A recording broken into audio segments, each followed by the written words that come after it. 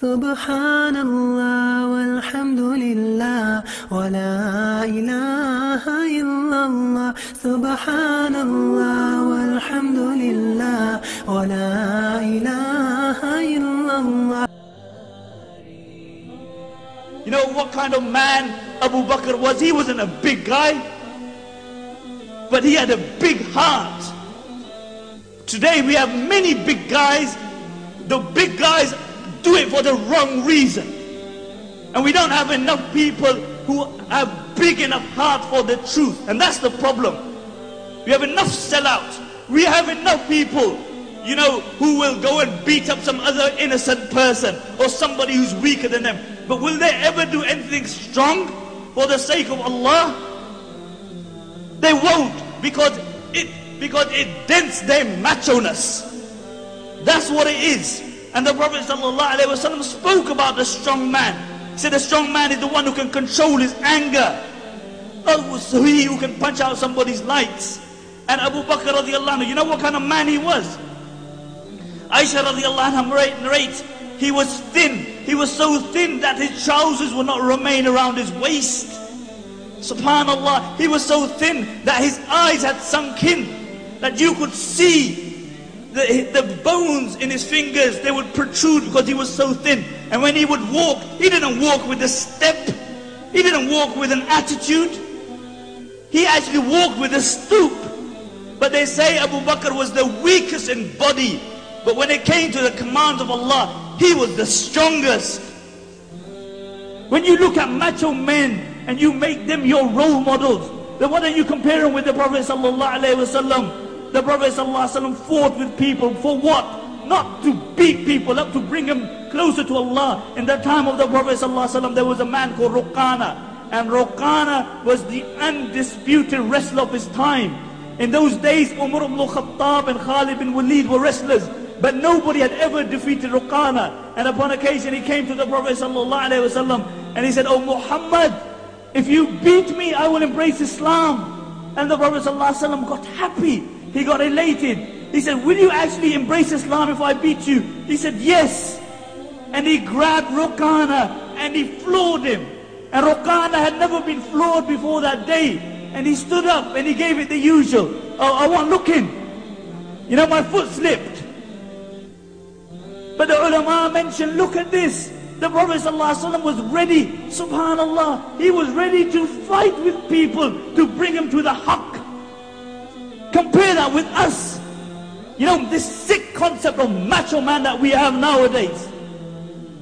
This sick concept that we have. You know, somebody who can make somebody an orphan, somebody who can push drugs, who can carry a piece. He's our role model for our youngsters. Why? The reason is because we have failed to give them alternative role models. If you had just told your child about Khalid bin Walid before they slept, they would have looked up to the local drug dealer. If you had given them examples of Abdullah ibn Mubarak, they would have looked at other people. But did we do that? No. We told them Cinderella. That's what we told them about. And Ruqana stood up again and he said, "Give me another chance." And the Prophet ﷺ grabbed him and he dicked him again. And Ruqana was shocked. That never happened to him before. And the Prophet ﷺ said, "Oh Ruqana, if you hang around with me, I will show you greater things than me battering you." And Ruqana said, "What could be more greater than this?"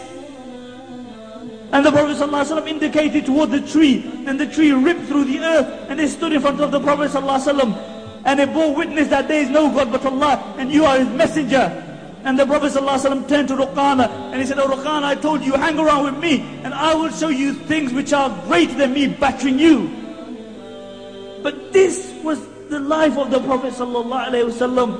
And the examples go on and on. We live in a shallow society where, you know, you judge people by how good looking you are. So you got plenty of hair, then you might become Prime Minister. That's where William Hague lost out. You know, you're good looking, but good look, you know, only skin deep. But if that is what you're looking at, then is there anybody's looks who could compare with the looks of the Prophet sallallahu alaihi wasallam? Jabir radiallahu anhu mentions, I saw the Prophet sallallahu alaihi wasallam on the night of a full moon. And I looked at the face of the Prophet sallallahu alaihi wasallam, and I looked at the full moon. And I looked at the face of the Prophet sallallahu alaihi wasallam, and then I looked at the full moon. And then I looked at his face again, and I looked at the full moon. He said, I swear by Allah, the face of the Prophet sallallahu alaihi wasallam was more radiant and more beautiful than the full moon. Do you know what this story? Tell your children this story tonight. Of Zulaykha is. Zulaykha was the wife of the Aziz. She was an honorable woman, and she fell in love with Yusuf alayhi salatu wasalam, who was a slave.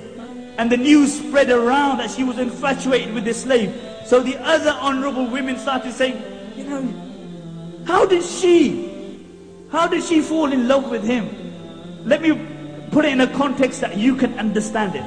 How did Raja Saab's daughter fall in love with so-and-so? And I won't mention. How did Raja Saab's daughter fall in love with him? So she gathered all the women, and she gave them an apple. And she said, cut the apple. And while they were cutting the apple, she told Yusuf alayhi salatu wasalam to walk past. The Prophet sallallahu alaihi wasallam said Yusuf alayhi salatu wasalam was given half of the beauty of humanity. And when he walked past, they saw his beauty. They were so immersed in his beauty. Whilst they were cutting the apple, they cut through their fingers, and they did not even feel the pain. Aisha radiallahu anha mentions, if the women of Zulaykha had seen my Muhammad sallallahu alayhi wasallam, they would have cut their hearts and felt no pain.